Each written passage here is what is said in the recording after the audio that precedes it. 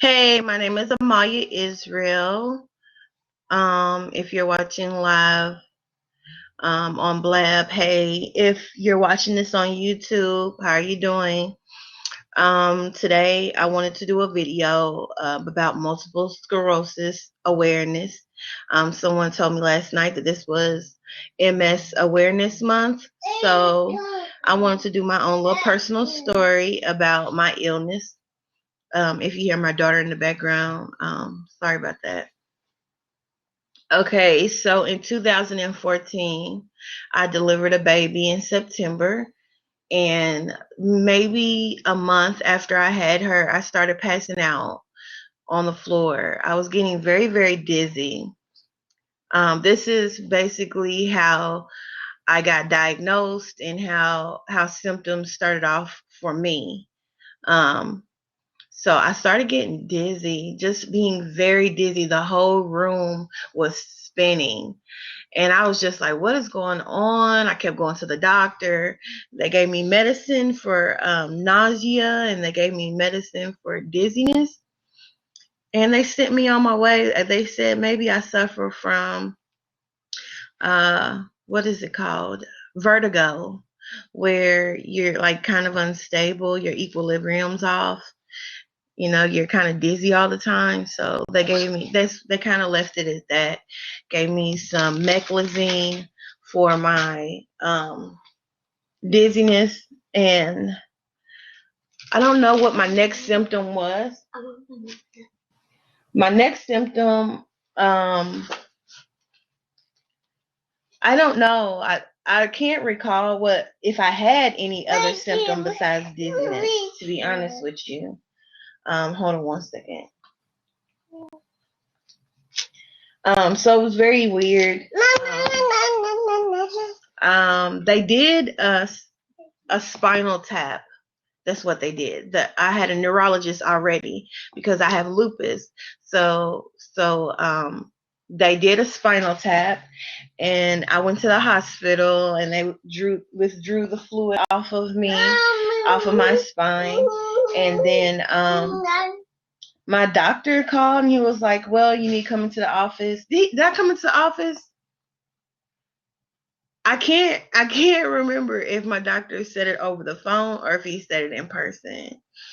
But he said you have multiple sclerosis, you do have MS.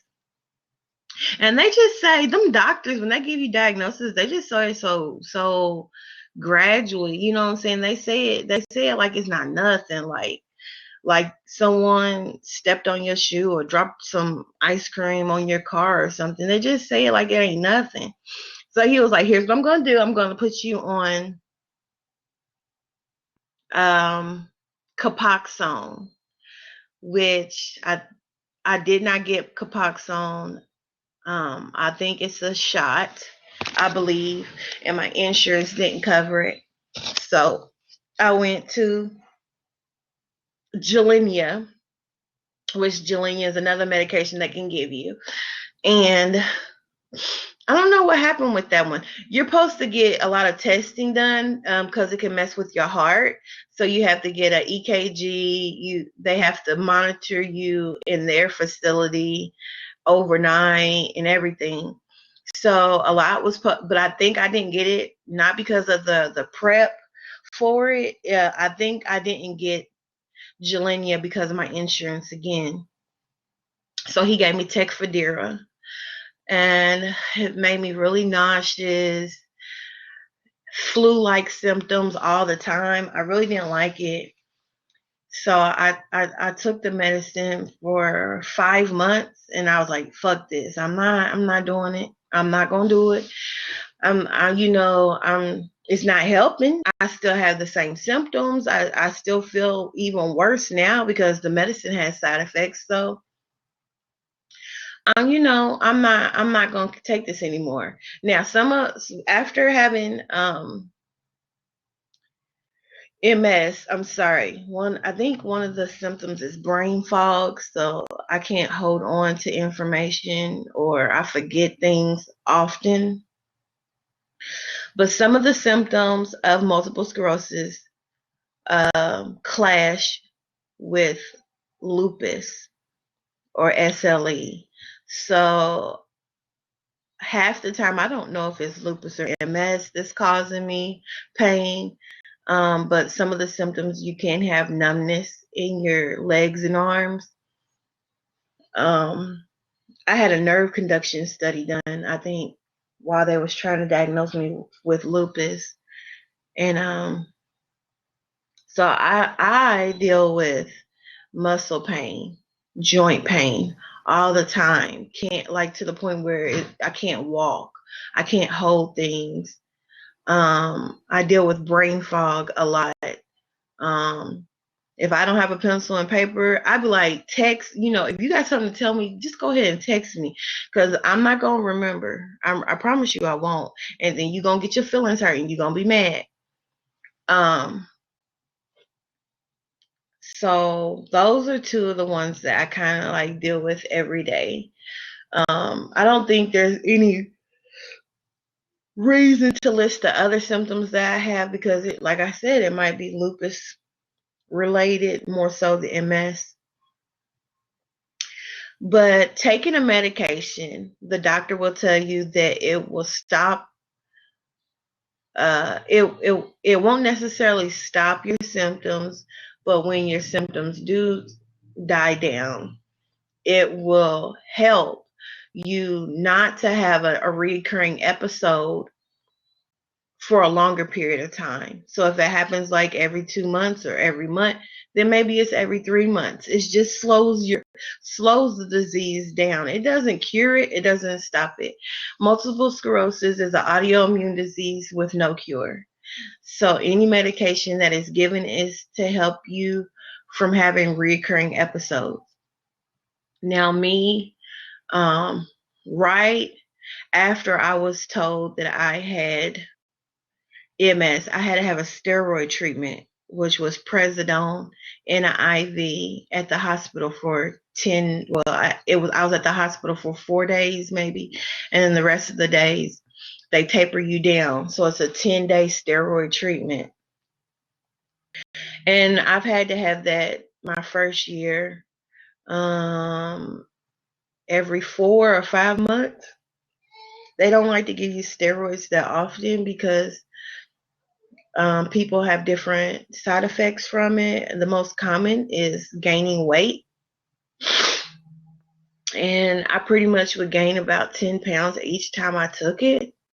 So you can see, like, I'm like, I try to wait to the last moment to request a steroid treatment from my doctor, because I'm not trying to keep gaining weight, and then the weight never comes off because I can't exercise because my legs are hurting me so bad. So it's like an endless cycle. The Tecfidera, I was on that from January of 2015 all the way till January of this year. They did an X-ray, an MRI, and of my brain and my spine. And the doctor told me this year that it's progressing and it's getting worse. So basically, they switched my medicine again. I'm taking, what am I taking? Aubagio. I'm taking Aubagio once a day. And it makes me sick. I can really tell it right after I take it because I get real nauseous and sick. But I think that's the only side effect that I see so far. It can cause liver damage. So you have to get tested. Your liver has to get tested every 6 months to make sure that it's not deteriorating your liver. And good thing my liver was okay. I'm going to talk a little bit about MS and pregnancy. I've never been pregnant with MS. I probably had MS when I was pregnant with my last child, and then I was diagnosed right after, so who knows. But the medication that you're taking with your MS, you want to check to see how long you need to wait before getting pregnant. Definitely not on the medication.